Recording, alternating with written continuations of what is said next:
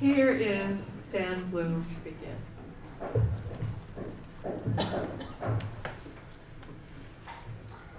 Good morning, everybody. I have a timer, which I'm about to put on for 10 minutes, which I've never done before.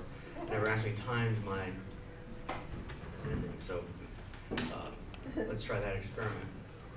I'm told, although I don't know it, that I speak quickly. I don't intend to. And it will actually be looking to you to help me know the times in which you think I'm speaking quickly. And by some signal, shouting, or other kind of flagging, I will adjust my pace to the pace of the room. So, 66 years ago, 66 years ago, a first model of Gestalt therapy was propounded in Gestalt therapy, excitement and growth in the human condition. Human personality. We know this as Pearl, Sefferline, and Goodman. Paul Goodman's craft as a philosopher, insight as a scientist, art as a poet, cooperated to produce a text of stunning clarity, annoying obscurity, maddening inconsistencies, and lyrical beauty. It was the first clear statement of Gestalt therapy, but it was not and is not the last word. Gestalt therapy continues developing. PH&G's ideas needed and got more careful thinking as they were understood and developed. For many of us at the New York Institute, PH&G anchored us during stormy decades of Gestalt therapy's popularity. And the stern wisdom of that text and of our teachers taught us to continue to ground our understanding of Gestalt therapy in the deepest available traditions of Western and Eastern thought. But I want to make this absolutely clear. Goodman was no Moses, PH&G was not the tablet, and his book is no Bible.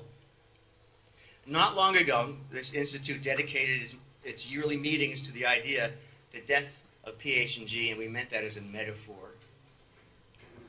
We re-examined all of its core ideas step by step, leading to our 50th anniversary conference in 2003 called Gestalt Alive. And now we take another jab at Gestalt therapy and offer up to this colloquium the central notions of the sequence of contacting and its offspring, the cycle of experience. There is nothing mysterious about what we will be talking about today, even if I slur it. All we will be doing is paying attention to that which is the most common currency in our human economy: experience itself.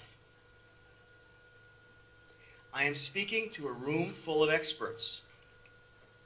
Each of us has absolutely direct knowledge of experience, our own and of one another's. Pause with me for a moment. Simply direct your attention to yourself.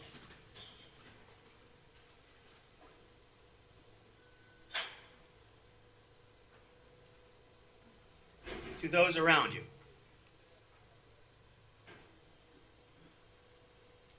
There. This is what we'll be talking about.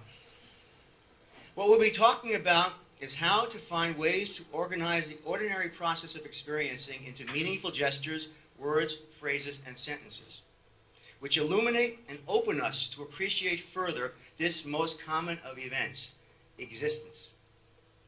The sequence of contacting offers a simple model for this. You'll find it on page 403 and following in the Julian Press edition of Pearl, Sefferline, and Goodman, or on pages 181 and following in the Gestalt Journal Press edition of Goodman. But I told you this is not the Bible. Okay, the sequence of contact. Sequence.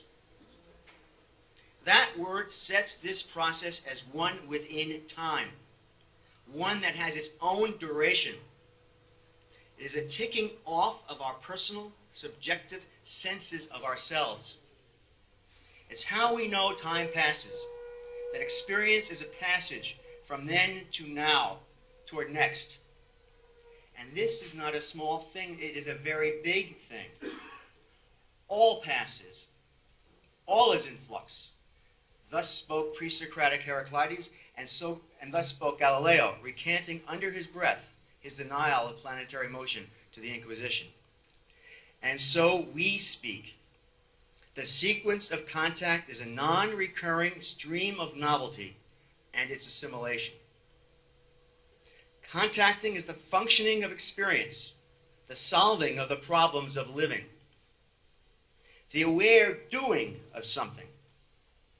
The sequence is an activity, not a thing, not an entity, but a process.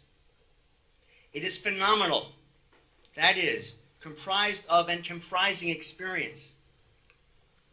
Contact proceeds, develops, and moves on in, and I forgive the quote, it's only one of two, Goodman. Quote, a continuous sequence of grounds and figures, each ground emptying out and lending its energy to the forming figure, that in turn becomes ground for a sharper figure. The whole process is an aware, mounting excitement. End quote.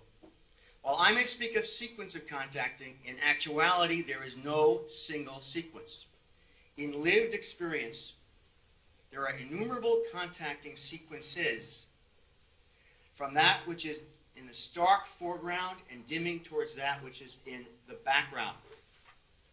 While it may seem that this model is describing the process of an isolated, solitary subject, a lone animal foraging for food, it is not.